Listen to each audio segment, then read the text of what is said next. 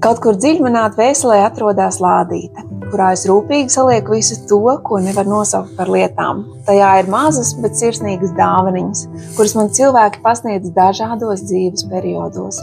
Tam nav nekāda sakara ar naudu, taču tajā pašā laikā tās ir nenovērtējums. Tie ir mīļi un silti vārdi no draugiem un tuviem cilvēkiem. Tie ir pārliecinoši uzmundrinājumi, kuri pateikti manos izmisuma brīžos. Tie ir ziedu pušķīši, kas saplūktu pļavā, un tā ir tasīt aromātiskas kafijas, kas pagatavot ar mīlestību. Tie ir mazi, bet nozīmīgi darbi un soļi. Tas ir tas, kas tika atdots vienkārši tāpat, pretī neprasot neko. Un kad man ir bail, skumji, augsti, sāpīgi, es paņemu savu lādīti, tā ir caurspīdīga no kristāla, es paceļu to pret sauli, un no tās plūstošā gaisma piepilda manu sirdi ar siltumu un laimi. Un tajā brīdī es atceros, ka laime ir ar mani šeit.